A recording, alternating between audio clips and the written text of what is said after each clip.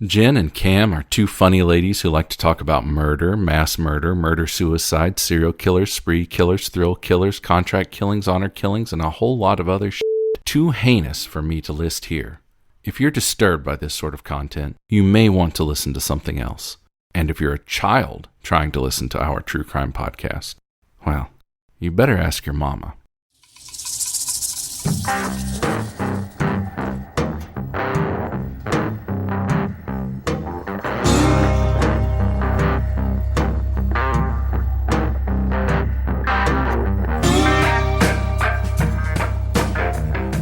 Hi, Jen. Hey, Cam, how are you?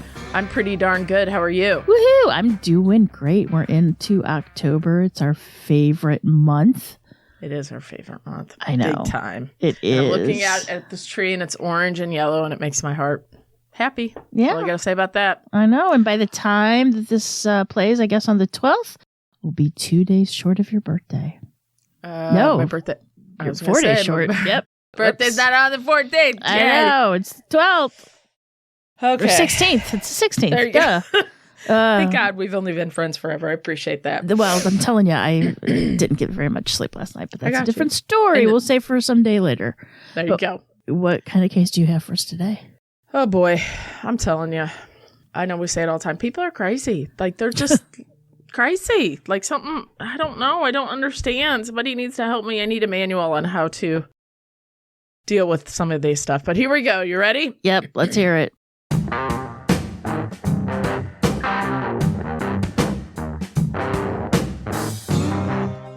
Today we're headed to a small town called Woodacre, which is located right outside of San Francisco, California. It's located in Marin County, which, if you've never been there, is absolutely stunningly beautiful. Truly, it's like a postcard. So that's my recommendation for you today, to visit that if you ever have a chance. The town is a small community where the center of action is a bar named the Paper Mill Saloon. And this is where locals meet to catch up and unwind. Bartender Jennifer, or Jenny Villarin, worked hard to make all the patrons welcome. Now, Jenny was well loved by everyone, and that included, and this is so for you, Jen, this is all I kept thinking about, that included one musician by the name of Elvin Bishop. You know who that is? I did. I know he wrote one song that I'm very, I know very well. You're going to know. Here we go.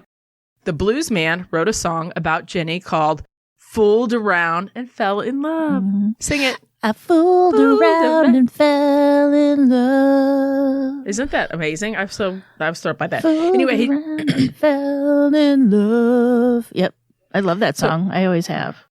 He did not do the vocals on that. He did the background. The vocals were sung by Mickey Thomas, who eventually went to Jefferson Starship. But anyway, he was the one, Mickey Thomas sang the classic back in 1976. Later, because when I was Googling all this, because I knew the song, but I couldn't think of the rhythm. So I looked it up, and Miranda Lambert, with a whole bunch of other country stars, redid it in 2019. Nice. So songs had many redos, but that was one of the ones, and it won some awards at the Country Music Awards and all that stuff. Well, Anyway, and just to brag, we have like a little connection to Miranda, don't we? Our pal Brandon Schnecksnyder. I can never say his last name. Schnecksnyder. Yeah, Schnecksnyder from Southern Gothic was part of the crew that did Miranda's album that she won a Grammy for. It's part of the audio guys. Aw. Yeah. Yay, Brandon. Yay, go Brandon. All right. Listen to his podcast, Southern Gothic, especially this month in October. It's good. Okay, enough plug. Go ahead. Sorry. So it's okay. Jenny and Elvin would get married, and they'd stay married for a little while, and they would eventually have a baby girl named Selena. Now, as we know, the music lifestyle's a little bit more than difficult, and the two would eventually part their ways. Jenny would move to Marin County, which is where she would raise their daughter. At the age of 22, Selena set out on her own, leaving Jenny to live by herself for the first time in a long time. You know, the two of them just had each other, so they were pretty tight. Now, Selena's mom, Jenny, would start dating a man by the name of James, or Jim, Gamble. So it was August 2nd, the year 2000, and Jim had brought Jenny dinner up to the Paper Mill Saloon for that night, and Jenny was closing up the bar. So she closed the bar around 11 o'clock. The two of them would then make their way home. It was right around 5 a.m. when the neighborhood heard gunshots ring out. The police were called to the residence and arrived on scene to discover 2 people had been shot and killed. The studio apartment in which they were located in was behind a house, meaning that they believed that whoever killed Jenny and Jim had to be pretty familiar with it, because the apartment was behind the main house. Jim Gamble's body was found on the ground next to the bed, almost as if he had heard something and got out of bed but didn't make it too far, and he was shot and fell where he lay. Jenny was found in bed. Both had no clothes on. The only evidence that they found was a 9mm caliber gunshot shells, which they believe came from a semi-automatic pistol. 2 shells were used for Jenny and 4 were used for Jim. The community was in shock as no one could believe that anyone that would kill this much-loved couple. Immediately, authorities know they need to find Selena, which is Jenny's daughter, of course, to inform her about what happened, and they want to make sure she's okay. But they have to find her first. On August 3rd, unable to find Selena, police put out a missing persons report and began hitting the pavement to find Jenny's daughter. The media was trying to find her, and Selena's relative even went on the air pleading with her, meaning Selena, or if somebody had her, to please come forward. While the search for the killer or killers and the search for Selena is underway in Woodacre, nearby in Concord, investigators are speaking with Nancy Hall at their station. The 52-year-old has a bizarre story to tell officers. Nancy tells officers that earlier in the day, she went to visit her parents, Ivan, age 85, and her mother, 78-year-old Annette.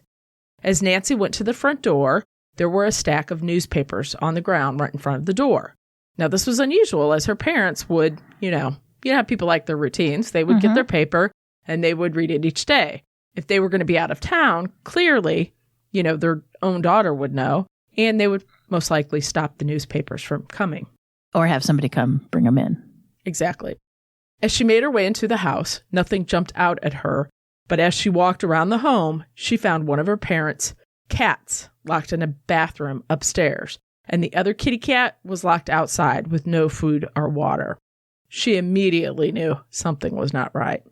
She began digging around a little bit more, and then she located her father's watch in between the couch cushions in the living room. On closer inspection, it was obvious the watch had been ripped off of him as the band was broken. She called police, informing them that the last time she spoke to her parents was on July 31st, and she noticed that her mom seemed rushed on the phone, and then told her daughter Nancy that the couple had people over and they couldn't talk any longer. Probably not people that they wanted to be over, I'm assuming. Is that correct? Your assumption would be very much correct. On Friday morning, police are canvassing the couple's neighborhood, asking if any of them have seen Ivan and Annette lately or recently. One neighbor was able to give them a little bit of information.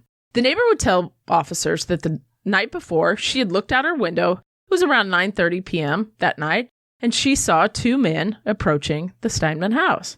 Now, she assumed that they were Mormon missionaries because they were each wearing a suit.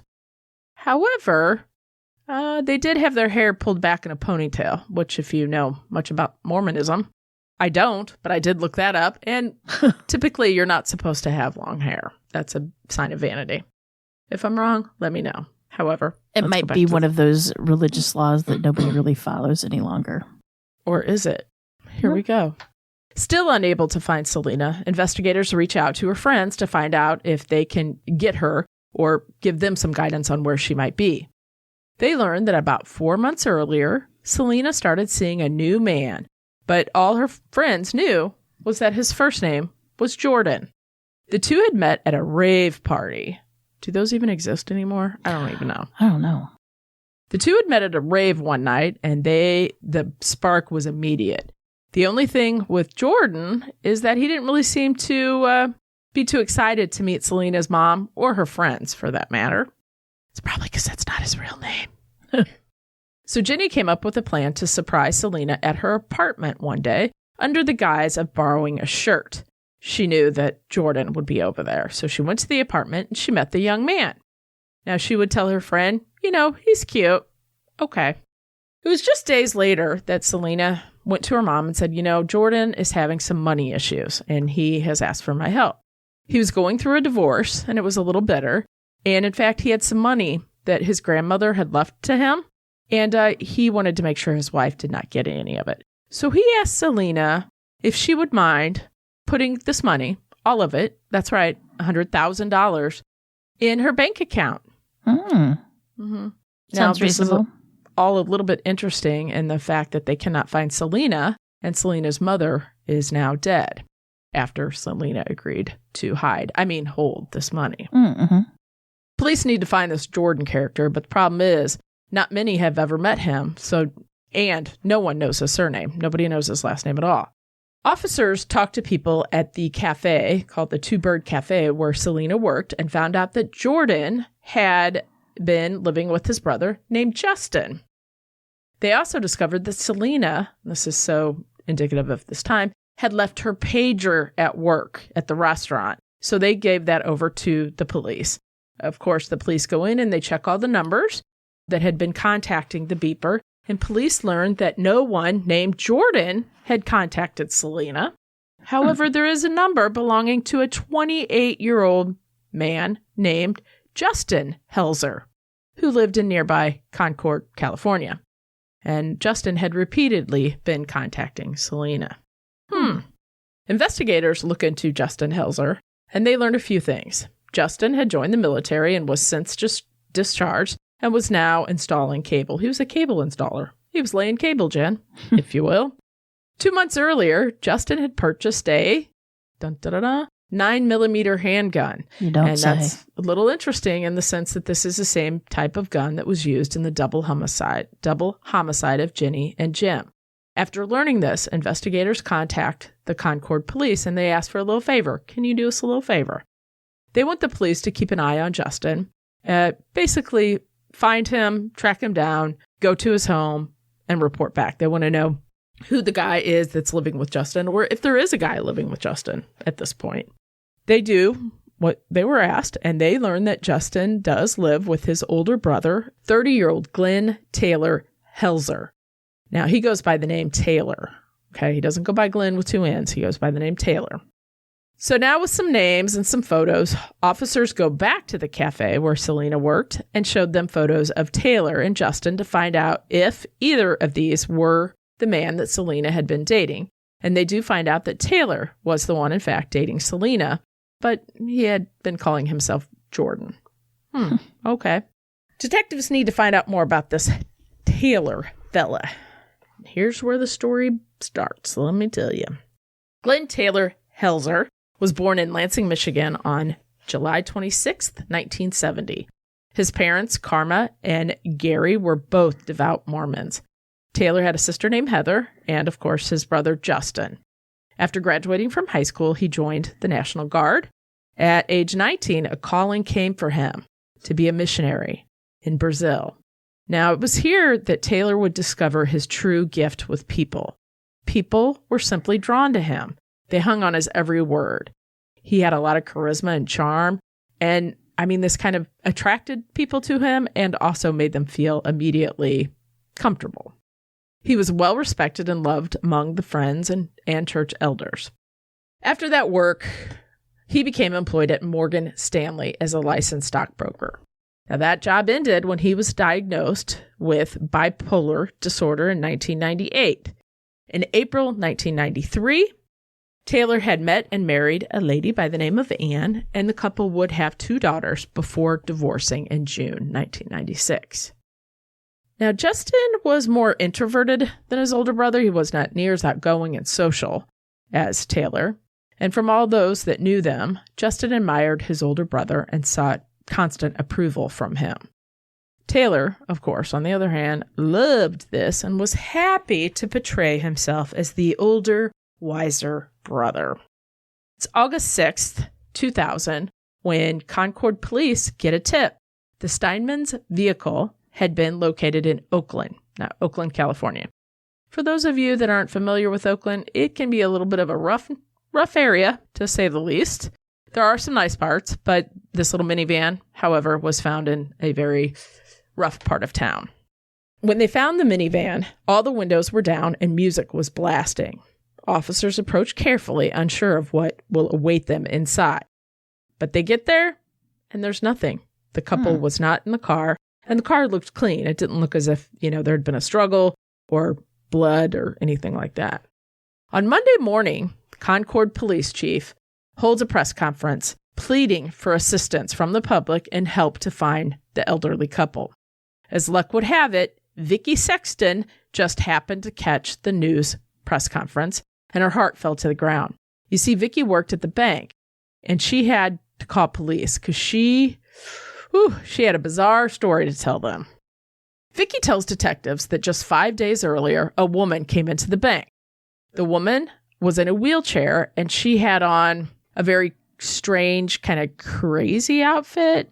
It was all sort of like chartreuse green, top and bottom, but she had a very, I forget the word they used, flamboyant cowboy hat. It was just a very bizarre, it was an outfit that would stand out. Let's put it that way. It would scream, look at me. Right. Yes. Yeah.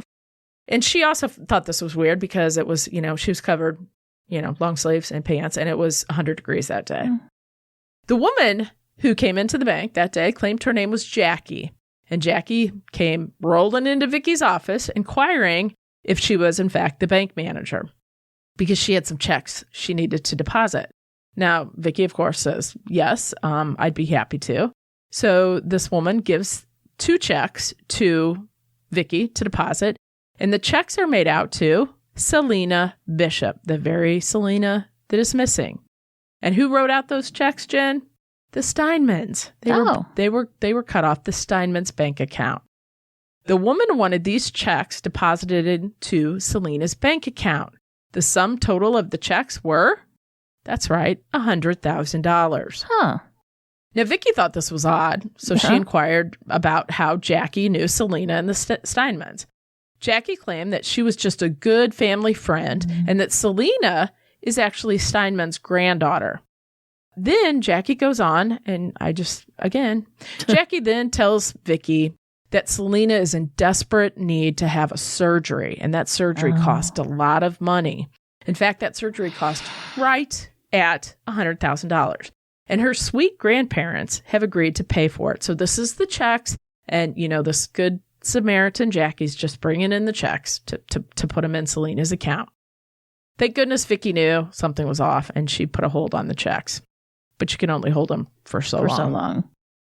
At this point, investigators now know these cases are connected, so they're very frantic to find Selena and the Steinmans. They believe the 3 are being held captive by possibly the Helzer brothers. They just need to find them and bring them home.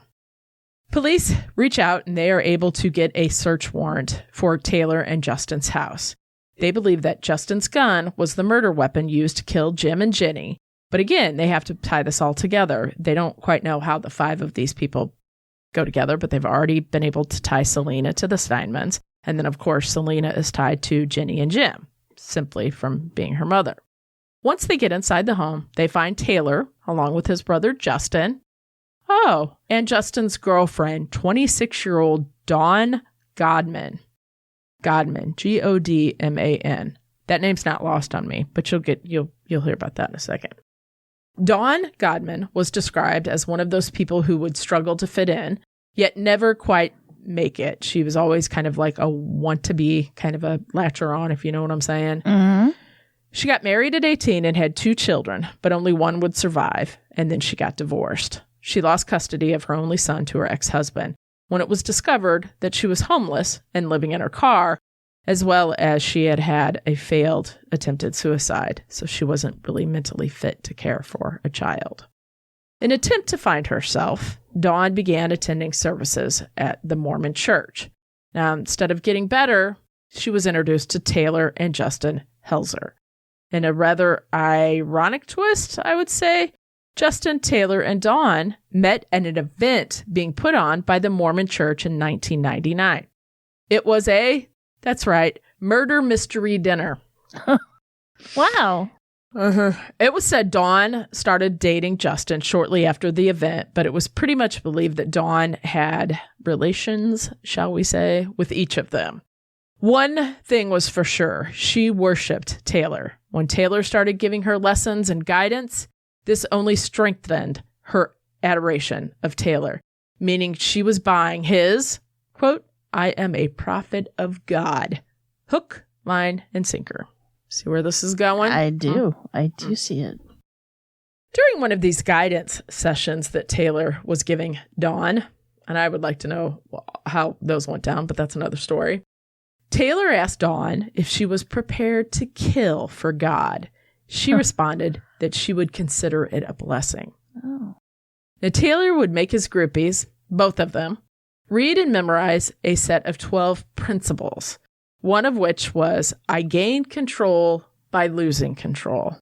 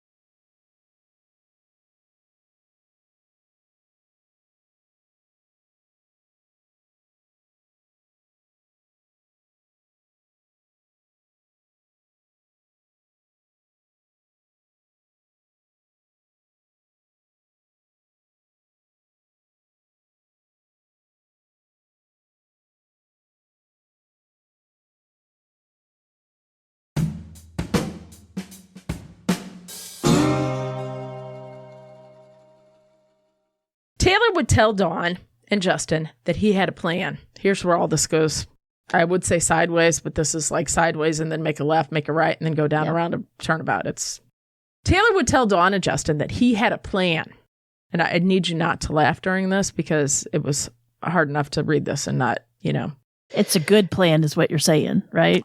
Well, he's got a couple, one of which you're going to love. But anyway, it's my favorite. Taylor would tell Dawn and Justin that he had a plan. This plan included starting a group, a cult really, that would allow him, meaning Taylor, to take over the Mormon church by any means necessary. Now, these means could and would include murder. Now, his little group, his little cult, is going to be called Impact America. Okay. But with any good cult, Jen, you need money. So Taylor comes up with a few of these little brainstorms, these ideas to finance this endeavor, if you will. One such venture would be this.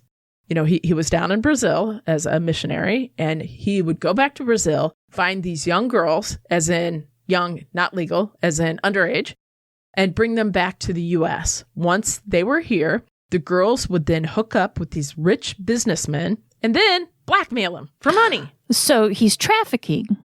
That's exactly what that would be. Yeah. Yes. Yeah. These are just his ideas. Oh, okay. That's idea number one. Okay. To traffic women from Brazil. All right. Another winning idea was to create a business, and he was going to call this business Intimacy. These guys are deep. With this company, Intimacy, it would sell sex workers and drugs to rich businessmen. Okay. Trafficking. So to kickstart Intimacy, they needed sex workers and businessmen to rip off, so they had to find them. So his cult, all three of them, go and hit up some local raves and passed out flyers to get some girls to join the team. Thankfully, nobody joined the team. What I think is my favorite idea is this one. And does it involve more trafficking? This is a bad, B offshoot movie is what it is. You ready? Mm-hmm. So what he's going to do this time is he's going to go to Brazil, Jen, and he's going to get some orphans. And he's going to train these orphans to be killers, mercenaries. He's going to bring these orphans back up to the U.S., and these orphans are going to take out all the higher-ups in the Mormon church, thereby leaving the path open for Taylor to take control. Mercenary Brazilian orphans. In the end, what happened was what this horrible story is about. Taylor would decide to go with kidnapping and stealing money from the Steinmans. And this was an easy task since Taylor knew them and how much money they had in the bank because he was, at one time, their stockbroker. That's how he knew them. Wow. Officers also locate some drugs, namely Rohypnol. But that was not the worst of it. They find paperwork that belongs to the Steinmans. Most bothersome, they notice that the carpets have been freshly cleaned. In fact, when the officers went in there, the carpet still had those giant blowers on them to dry them out. Nice. But we all know they never truly get cleaned. They do not, because No. look what comes next. They look closer and they can see red marks on the wall near the floor. Here comes the luminol, and Yep. it confirms their suspicions. What they do not locate is the gun, and that's really what they wanted. That was what the search warrant was based on, was to get in there and get the gun. But fear not. As officers are digging around the house, and they have Taylor, Justin, and Dawn, on the ground, Taylor manages to break free, and he makes a run for it. He does his best Usain Bolt, and he is jumping fences, darting in and out of houses, through alleys. I just can't even. And he's got his boxer shorts on. Did I mention that? He's only got boxer shorts on. So anyway, he comes to this house. He knocks on the door. The neighbor doesn't realize what's going on. She kind of lets him in. He then tells her if she calls police, he will kill her. He then asks for scissors and cuts his hair. He gets a fresh set of clothing, and then he runs. He makes a break for it. Thank goodness he did not hurt her. So after he had left the house, the woman calls 911. As Taylor's running through the area, he goes around a corner, and waiting for him right then and there are some officers. He's taken back into custody, and Taylor is arrested at this point for breaking and entering into that woman's home. And Justin and Dawn, by the way, are taken in on drug charges. So that way they could hold them all three for a little while at least. Police, at this point, they don't know what happened in that house, but they know it wasn't good, and they suspect that there's some really bad things, but they need to figure out what it is. They need to figure out what happened to all of these people, if they're connected, and how.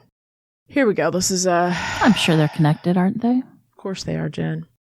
So a man is enjoying his day. He's out riding around on his jet ski, and all of a sudden he sees a duffel bag on the riverbank. I don't know if I'd go over and open the duffel bag, right? But he does. I'd be afraid. He does, I mean, He you goes want to think over- there's either money or a head. Would be my first right? two guesses. I mean, yeah.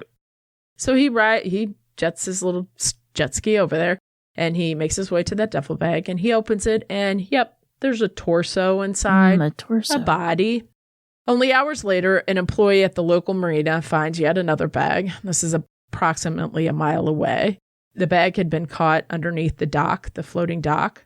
The man had managed to get it free, and when he opened the bag, he was greeted by a human head. Mm. There would be 9 duffel bags total, full of body parts that were eventually recovered. 9. Did you get that? No, I got it. The Sacramento County coroner would have to work with the body parts and try to get them pieced together to see, it's just so graphic, who belongs to who, to try to identify the victims. This alone took the coroner over a week. That's shocking. One of the torsos had a missing patch of skin on the shoulder, the upper shoulder blade. This happened to be the exact location where Selena Bishop had a tattoo. Yep. Mm-hmm. It was clear that the killer was hoping by removing her tattoo, she would be harder to identify.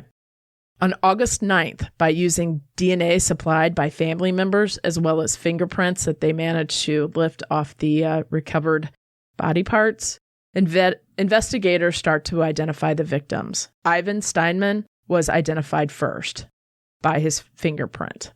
Just 2 days later, it was confirmed that Annette was also a victim in the duffel bags. The final victim was positively identified as Selena Bishop. Detectives think they have a clear picture of what unfolded, but we'll get to that later. They believe that the Helzers gained entrance into the Steinman home because they were dressed as missionaries. So police need to tie Justin and Taylor to the murders of Jim and Jenny. So they check out Helzer's phone records and find a number that seems to be on his phone a lot. That number belongs to a woman by the name of Deborah McClanahan. She was previously a Mormon. Now she's a practicing Wiccan. Couldn't be on more opposite sides. Yeah. Anyway, they want her to come in, and they need to have a little chat with her. They learn that Deborah is good friends with Taylor. One might even say a follower of Taylor's. That would bring his big cult up to 4, counting him. Anywho, she tells officers that Taylor, Justin, and Dawn came to her a few days ago and asked her to hold or better yet, hide something for them. It's a small safe. Deborah agrees without knowing what was in the safe. At that point, she kind of had believed that it was possibly drugs, so she didn't want to know, but she did agree to take it. Police then go to her house, take the safe, and what they discover inside is basically, it's all they ever needed. It's a ton of evidence. They find the Steinmann's IDs and checkbooks, as well as Selena's driver's license. But what they really have been wanting is right there, right in front of them, in the bottom of that safe. The 9mm gun that was used in the homicides of Jimmy and Jim. So at this point, all 5 of these homicides are tied together. On August 23rd, the charges against Justin, Taylor, and Dawn are changed to add extortion, kidnapping, burglary, robbery, false imprisonment, and murder. When Deborah finds out about all this, she has a lot more information about these people. She had previously been holding it back, but now learning this, she knows that she has to tell officers. Deborah tells detectives that Justin, Dawn, and Taylor all think Taylor is a prophet of God, and Taylor has a big mission. Taylor claims that he was personally chosen by God to bring the second coming of Christ. No small feat, but that's not it. Justin said that along with this, he was instructed that he would need money, and lots of it, millions, as a matter of fact, because Taylor needed this plan for the money, because he's going to create a bigger following, a bigger religious movement called the Children of Thunder. This cult, was Thor? children, huh? Thor was the god of thunder, so. Well, this comes from the thunder. Yeah. And lightning. This comes from a Bible passage about the sons of thunder. But since they had Dawn in there, they had to include her. So he changed it to Children of Thunder. Okay. Well, that was nice of him. That was nice. So at this point, his religious movement, it's growing.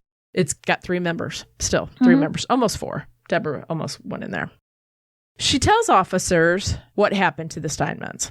She reports that the elderly couple were given that roofie drug by Taylor. And at that point, they were forced to sign the checks over to Selena.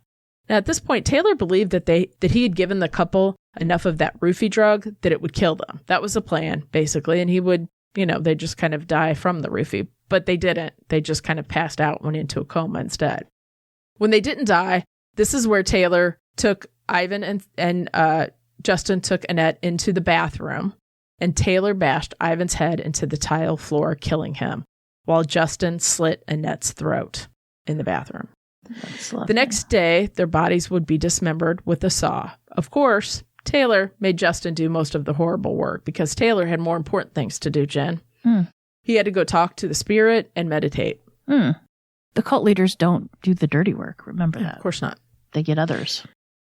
After their bodies were chopped up, the dastardly duo tried to feed their body parts to the dogs that they had just rescued from the pound. They went and got these dogs precisely for this reason. What? Thankfully, the dogs wanted no part of that. So they had to resort to putting the parts in those infamous duffel bags and dropping them into the river.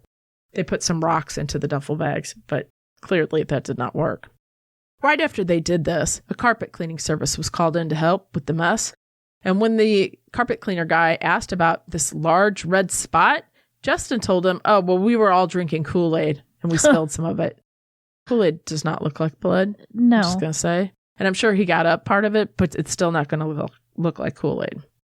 In 2003, Dawn Godman pleads guilty and agrees that she will tell everything if she is given a sentence of 38 to life. She testifies on the stand, and it is a shocker. Dawn, in fact, had to be, before she could even do this, they had to call in a specialist, and she had to get deprogrammed. This reminds me of the 70s and the 80s when the cult thing was huge, but she had to actually get deprogrammed because she couldn't see what was going on, I guess is what you could say. She really did believe that she was doing God's work in helping Taylor commit these crimes. That's the sad part about it. She really thought she was correct. Dawn Godman testified on the stand this day that Taylor had asked Selena if she wanted a massage, so the couple went to the other room together to do so.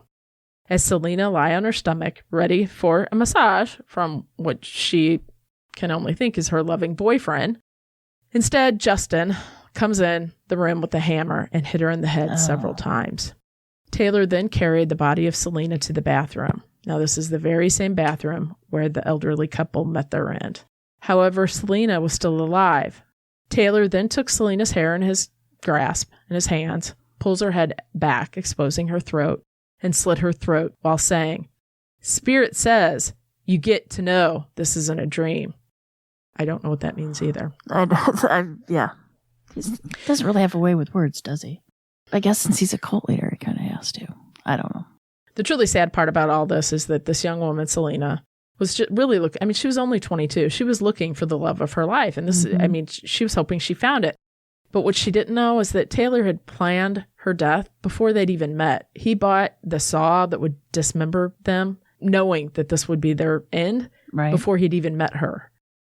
Taylor killed Jenny, Selena's mom, simply because she could identify him. And poor Jim was just staying in the apartment that night. Selena and Taylor had planned to get away to Yosemite for the weekend, and Selena had asked her mom to house sit. So on August 4th, Taylor drove over to Selena's studio apartment to kill Jenny. But Jenny was not alone, so James would die as well. Taylor used the key he had for the apartment that Selena had given him. He went inside, made his way to the bed, where he used the 9mm to shoot both of them. The landlord would find them after he made his way outside. After hearing gunshots, he came running to the apartment, and he even saw a car, like a figure running, and then a car race off. So he saw him. That's how close he was to this. On March 6, 2004, the Helzers go to trial. As the trial was about to start, Taylor pleads guilty to all of the charges against him. Now, Justin, the younger brother Justin, in a strange move, pleads not guilty by reason of insanity. Now, that doesn't go over too well because Dawn's going to take the stand, and she said that Justin and Taylor knew exactly what they were doing the whole time. The Steinmans were targeted because Justin was their stockbroker, and he knew how much money they had. The Helzers wanted to clear out the Steinmans' account and get Selena to launder the money through her bank account. He chose Selena because she was nice, and she would believe what they told her about coming into some money. Taylor's ex-wife testified that Taylor was feeling confined by the religion, the Mormon religion, and he wanted more of a normal life, and that's a quote. And this means all the things that Mormons are not supposed to do, such as drink, smoke, and have sex with lots of women.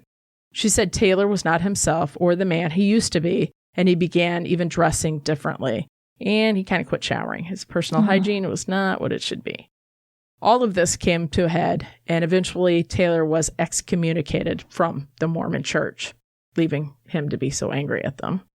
Justin and Taylor's sister Heather testified that her big brother changed and that he began creating his own set of beliefs. He started formulating his own belief system and argued with anyone who disagreed with him. Sounds about right. Now, Carrie Mendoza, who was an ex-girlfriend of Taylor's, took the stand. Now, Carrie testified that Taylor, who, by the way, talked her into getting breast implants, which she credits with helping her get a spread in Playboy magazine. I just added that because I thought it was interesting. Carrie says that she drove to Tijuana, Mexico in November 1999 to get the roofie drugs. Taylor told her that he had a plan to get a girl to fall in love with him, and that she would be the patsy for his laundering the money. So he knew this. He knew this long before Selena was even in the picture. Justin Helzer was found guilty. On March 11th, 2005, both Taylor and Justin are sentenced to death for the murders of Ivan and Annette Steinman, Selena Bishop, Jenny Villarin, and James Gamble. Don Godman is eligible for parole in 2032. In 2011, Justin Helzer attempted suicide while in prison. You ready for this? He stabbed himself in the eyes with a pen. And because of this, he did become blind, and he also suffered some brain damage. In April 2013, Justin was found hanged in his prison cell. So he completed suicide 2 years after his initial attempt. Wow. Today, Taylor Helsner sits on death row at Richard J. Donovan Correctional Facility in the state of California. And I checked on him this morning. He's still there. Well, I add that because some of the articles I read had him flipped, where Justin was still alive and Taylor had died. I checked. Taylor's there. So that is the story of the Children of Thunder. there's some good information out there. This could go on, but it's just people. I don't. What people will do to gain money and control and power and all that kind of good stuff. And that you're going to get Brazilian orphans to take out the Mormon church elders? Like, what? I'm going to take over the world, but I'm going to have to traffic a lot of people to do it. Mm-hmm. If you have to kidnap people to do something, it's probably not meant to be. And they look like normal people. They all do. They do. I guess that's what I'm trying to say. So, but I do have to say, and I don't mean this in any disrespect, but Dawn, who's 26, Justin was 28, and Glenn Taylor was 30. And you could just tell Dawn, how do I say this nicely? I don't think she would be the type that would be with these two. Does that make sense? But I do think she looks like the type that would follow their every word. Do you see what I'm saying there? So, you know what I mean? She looks like your girl next door? No, she looks more gullible. No, just kind of like, well, she had some mental health issues. I think they saw that coming a mile away, I guess is what I'm trying to say. She was easily taken advantage of. Yes. Okay. Yeah. Like you notice the Playboy model did not fall under their spell, but this poor girl with some mental health issues did. Right. I guess that's what I'm trying to say. Because they target those people. And little Selena, 22 years old, just moved out. Starting her own life. They knew that. He knew that. Vulnerable. Mm-hmm. Yeah. He knew that she was naive and innocent. I mean, that's a red flag when you meet this guy and you're dating him for 10 months and he doesn't want to meet your friends or your family. Right. And you all live in the same town. I'd say that's a little bit of a red flag, if you will. Oh, yeah. He was dropping those red flags and they were just picking them up. I just get cold. And people are all for power. Or awful. Revenge, basically. He wanted revenge off his church. Oh, the Unreal. Cult of Three. Yeah. So there you go. The Children of Thunder. It's, interesting. Very interesting. You've been watching anything good on TV? I just finished The Bling Ring. What'd you think? I think there wasn't one likable character in the whole lot. I mean, wasn't that a bunch of... And they were young and rich, entitled brats. Stupid. Right? Rich, and the mother, brats. Alexa's mother, I about choked when the one kid called her vapid. Because I'm like, yeah, nailed that. That's something. Not wrong there. Oh, yeah. The whole thing. Picking your lawyer because you liked his jawline. Just unreal. Unreal. I don't... No words for it. I know. I'm telling you. It's a something. It is. It's a something. Then I was happy to see the third season of the Dairy Girls was released, which I love the Dairy Girls. They make me laugh. So freaking So you funny. Finished it already? No, I haven't had time, but I'm like halfway through it. I mean, they're short episodes, but damn, they got me laughing. That's good. It's good to laugh, Jen. It's good to laugh. What about you? I know you're watching all your spooky stories. Just spooky movies yesterday, pretty much, is what I watched. I watched a movie called Jimmy P. with Benicio del Toro, Little Cutie Pie. That wasn't spooky, though. And then I watched The Cloven Hitch Killer. I think that's the name of it, right? With Dylan McDermott, who is a little cutie, too. See my pattern here? But that was pretty good. What else did I watch? I watched movies all day long yesterday. It was my lazy day. And I watched movies. That's what I did. And I made a vat of chili. And yeah, that's it. That's about it. That's what I do. I watch Very movies. Cool. Very cool. I'm also watching the Great British Bake Off. I haven't got to the most talked about episode for Mexican week, but I might try to catch that later. Why is it the most talked about? Well, I don't believe there's a lot of true Mexican food in England. So I think all the contestants are having a bit of trouble. So that's kind of cute. Yeah. So see, I would just zoom up to that and watch that one first. I know. Well, I've started watching them all. So I started the episode. I love it. It's a great show. It's one of those easy things to put on in the background and just kind of watch. I love all the different personalities of the contestants and their different takes on food. So it's fun. And I normally don't watch cooking shows, but that one's a good time. That's more like it's cooking, but it's like cooking meets Survivor, sort of. A little bit different. Kind of, yeah. Personalities in there, you know? Yeah, it's fun. I enjoy it. Yeah, but that's about it for me. We're straight in the middle of marching band season, and it's just so busy here. And have you been watching the news lately at all? Have you seen the thing that happened in San Antonio with the police officer? Police officer saw a car like one day, and he noticed that the license plate didn't match up to the car. So he began to follow it, and he lost the car. The next day, he sees the car or evening, I guess. He sees the car in a McDonald's parking lot. So he goes up to it, opens the door, does not announce that he's a police officer. Inside, there's a kid eating a McDonald's hamburger. And I guess the kid gets scared. This is what to me, the police opened the car door, didn't announce he was police. The kid gets scared, and it looks like he's going to get away, like to drive away. Mm-hmm. And the cop opens fire and shoots the kid. The kid's in ICU, as of last I heard. And cop's been fired. He was a rookie cop. But like it's... Yeah. Why would he shoot him? He's just a McDonald's. He was eating a burger. He said he shot because he was fleeing the scene or something like that. Let him flee, though. You could still get him later. Save a life. Yeah, but it was a kid. And if I'm sitting in McDonald's... 16 or he was young. I don't know the age. I just watched a clip of the video last night. That cop probably went home and he stewed that he missed that car all night long and he was mad. So he's already fired up when he came to see it the next day. Right. But to me, it looks like the kid was... I mean, if I was sitting in the McDonald's parking lot and I was eating my burger... a strange man opened your door and somebody screamed at you... I would do that. My first response would be to try to hit flee. the gas. Yeah, right. Like I he's agree. there opening... You see when the car door opens, he's opening the wrappings on the burger. Wow. Yeah. And this is on videotape? Or, yeah. It's you know what I mean? with his camera. Yeah. His vest cam or whatever they're called. Body cam. Yeah. Yeah. And the kid looks shocked that somebody opened the car door, as you would. But yeah, the cop didn't announce that it was him, didn't knock on the door, just opened up the car door. Why would he do that? Because he was a rookie. Know. He was a rookie. And he has lost his job, which is a plus. I hope the kid makes it. I do too. I hope. And I hope he's not policeman gets up on charges. I mean, it's just weird. Come on. Like, I don't even know. You got to be thinking. So he didn't even have his uniform on? I don't know. If he's got a body camera on, I'm sure he did.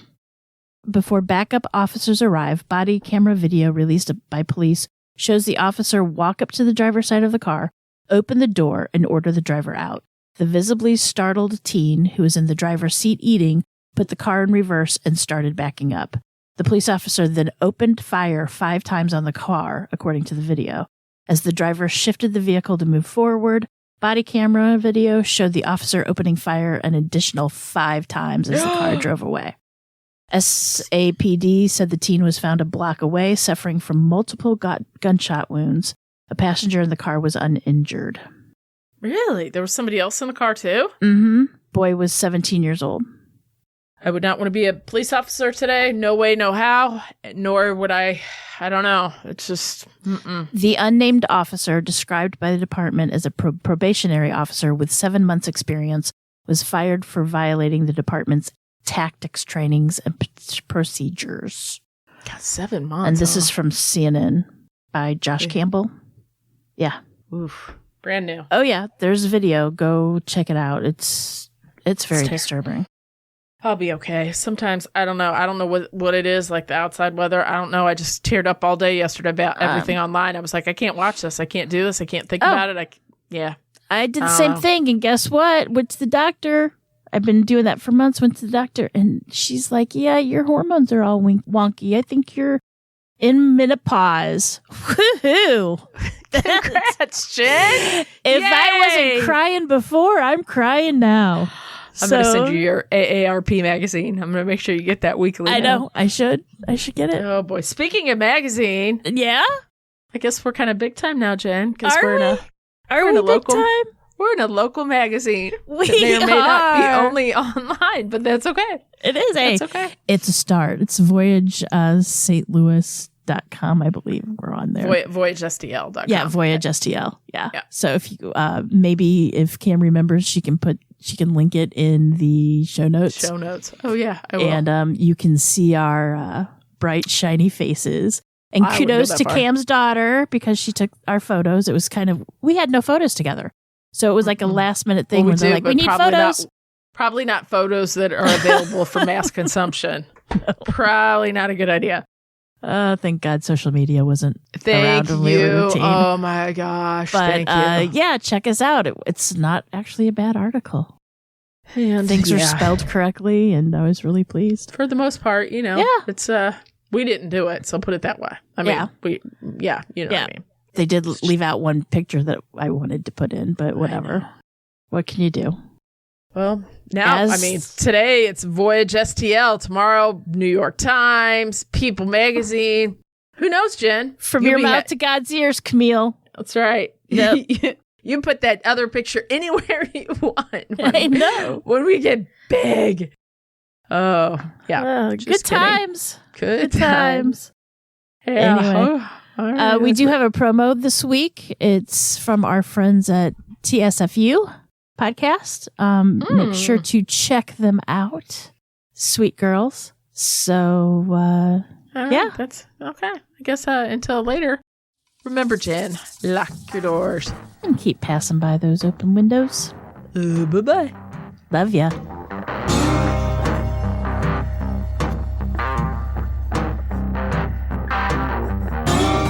Today's episode was researched and written by me, Cam.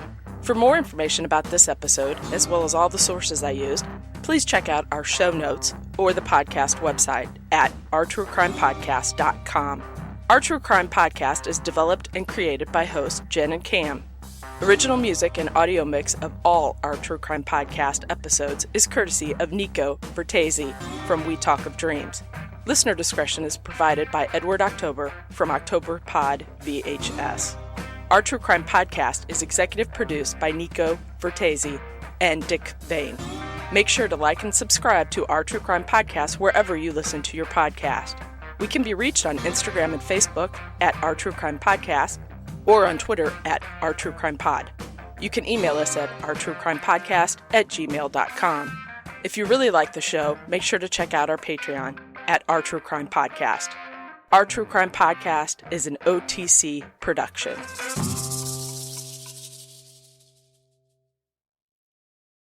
That is so fucked up. It's fucked up. So fucked up. It is just so damn fucked up. That's fucked up. This is That's So Fucked Up, a podcast about cults, murder, and other fucked up stuff. Like really, really fucked up stuff. He cut off her nipples, tore out her heart, tied it to a rope, and hung it on the wall. After spending 3 years really tapping into her divine feminine, she finds out she's divine masculine. That's a mind fuck. Yeah. How much of a mind fuck is that? Fucking sharks ate Mark under the dinghy. After his dad dies, he fucking marries all his dad's wives. Oh, yeah. Okay. Yes. He marries all his stepmoms. There was this egg thing where you line up 7 or 8 guys side by side. They lay on their backs with their eyes closed, and whoever is the alpha in the room, they crack an egg into that person's mouth, and then they pass the egg mouth to mouth until they get to the end of the line, and then the last person has to swallow the egg. Ugh. And they're naked? Did you say that? It didn't say if they were naked. Okay, I just feel like they probably are. But they could be. We're your hosts. I'm Ashley Richards. And I'm Michelle Mosier. Join us on Apple Podcasts, Spotify, and everywhere you listen to podcasts. That's fucked up.